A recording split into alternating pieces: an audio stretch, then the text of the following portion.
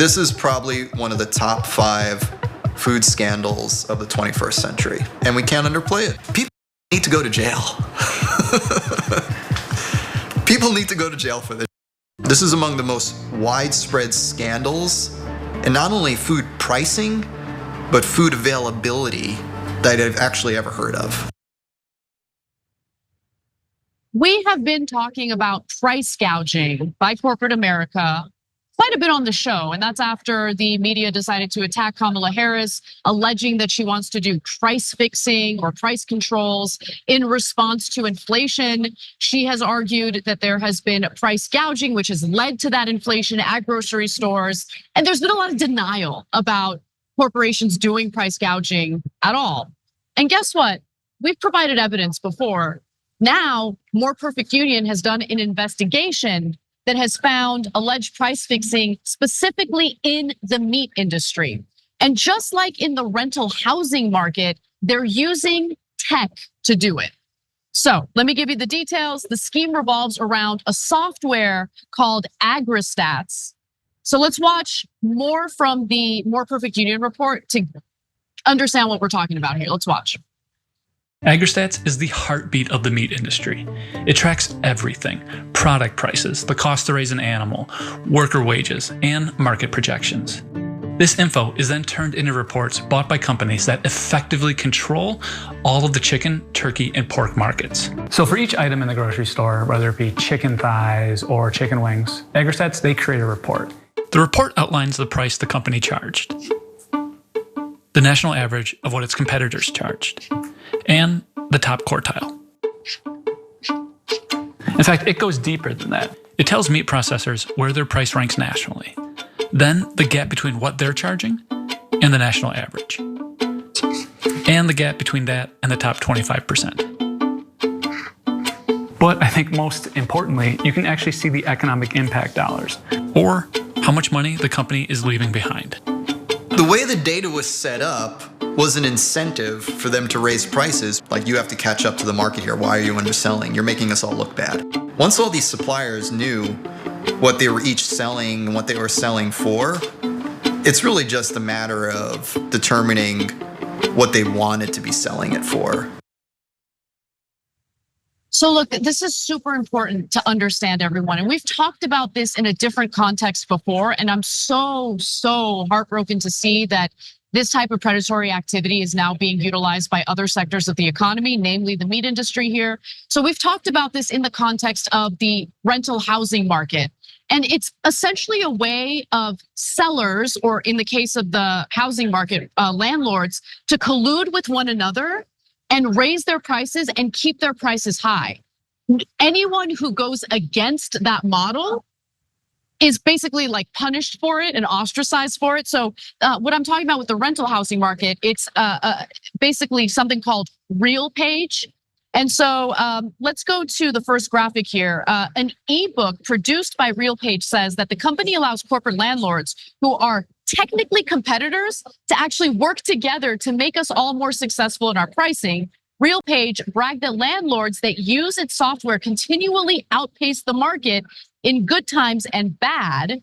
And so I'll give you a specific example when it comes to RealPage. So in Phoenix, according to an Arizona lawsuit, 70% of multifamily apartment units listed in the Phoenix metropolitan area are owned, operated, or managed by companies that have contracted with RealPage. And according to a lawsuit filed by DC, 60% of large multifamily buildings, 50 units or more, set prices using RealPage's software. Do you guys understand what's happening here? They're using technology to do price fixing, okay? Like in a way that will price gouge you. They're doing it when it comes to apartment units and things like that. And now that has unfortunately transferred over to the food industry, primarily the meatpacking industry. Yeah, so I think that there's an answer for this. But first, it requires significant nuance. So number one, what is happening here is natural, logical, and actually inevitable. So eventually, whenever you're a business in any industry, you always want to know what your competitors are doing. And among the different things that you want to know is price. And so you're always trying to get what they call business intelligence. which tells you, again, where the entire industry stands to the best of your ability to know it. And a lot of folks, of course, hide a lot of what they're doing because they don't want their competitors to find out. All that is logical, but your prices are public. So eventually there was going to be an app that collected the prices. And if you're running a company and you don't check where your competitors are charging, you're nuts. So if there's an app that tells you what everybody's charging, you're definitely going to use it. And in fact, it would be a little bit negligent if you didn't use it.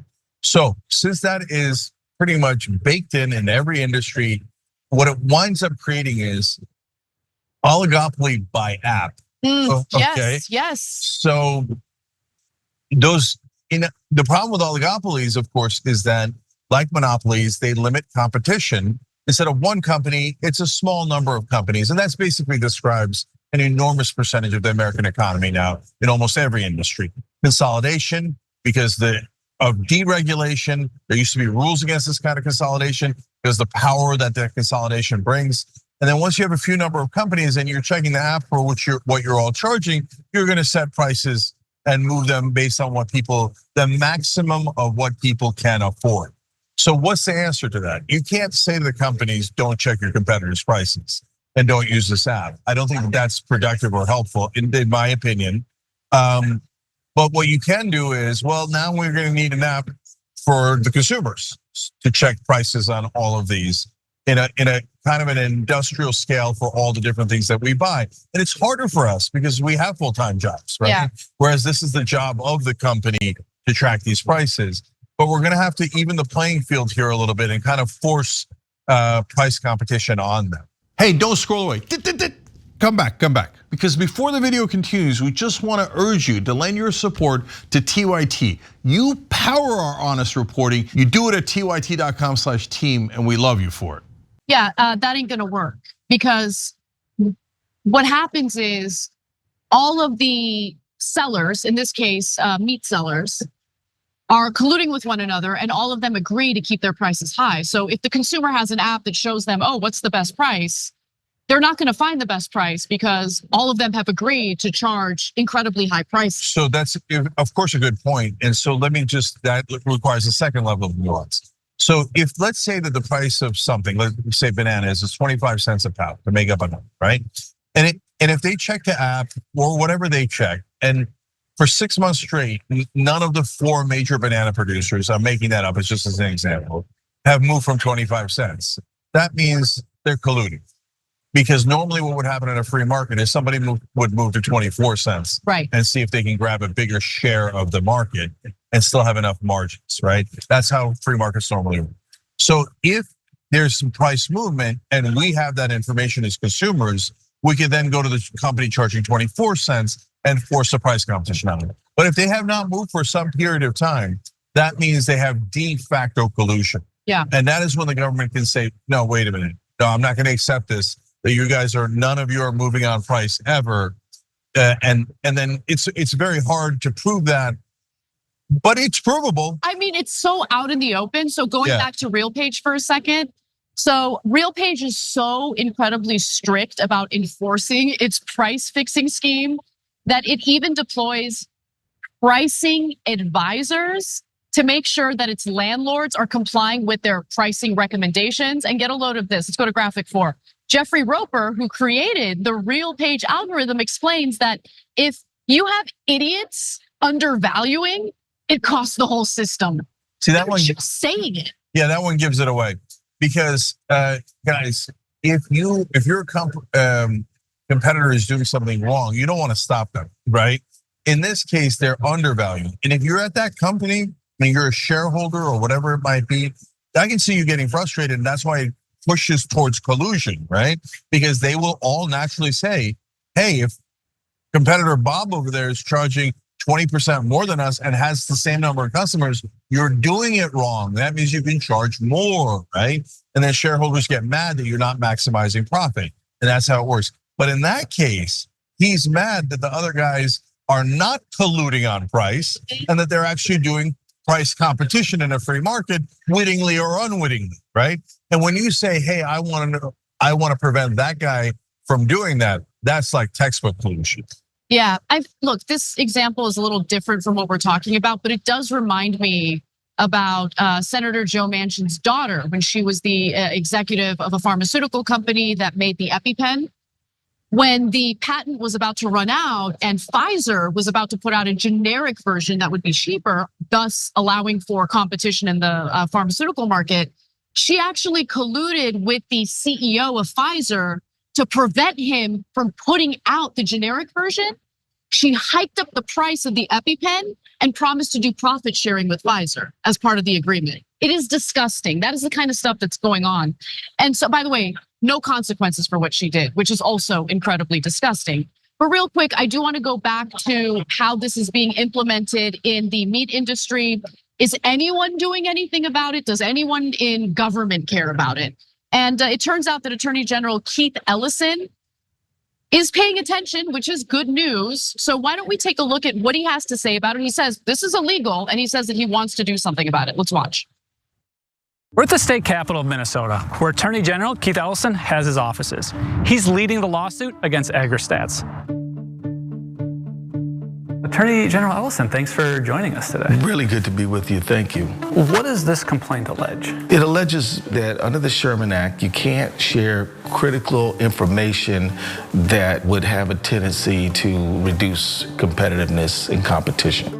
They're essentially sharing information in a way that violates Section 1 of the Sherman Act, which prohibits things like conspiracies, collaboration, collusion, things like that. The goal of the lawsuit is to have fair competitive pricing. It's lower grocery prices. It's grocery prices that people can afford. That's the goal. But again, it's tricky. Last year, a federal judge ruled in favor of meat companies and Agri Stats in a civil antitrust case. He wrote, just because Agri Stats provided a convenient forum to transmit the information did not mean that Agri Stats itself joined the conspiracy. So what's different with this one? Well, the facts are different. Here in Minnesota, the court has already found that there is a cognizable legal interest. There is a claim to be made. It's hopeful, but it's also not guaranteed. Most of our antitrust laws were written before mass electricity, let alone streamlined information sharing. In fact, most laws were passed before the monopoly man even made his debut.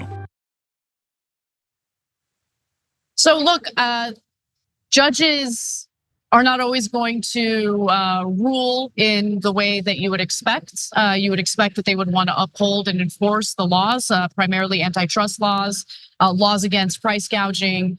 And so elections do matter because you have to consider the fact that when it comes to federal judges, whoever's president gets to nominate and appoint the federal judges who make these types of decisions. But this story is important to me because it really does highlight who the good guys are. And the fact that Keith Ellison, a Democrat, of course, is paying attention to this issue and wants to do something about it is tremendously important. Yeah, a couple of funny things here. Right before the show started, Keith Ellison walked by. We said hi. So it's pretty neat that he's in the show and he was just here. Maybe we'll get him on later in the program. But to the core of it, look, to be fair, this one is kind of tough. Like the judges overall in this country are very conservative, very pro-corporate.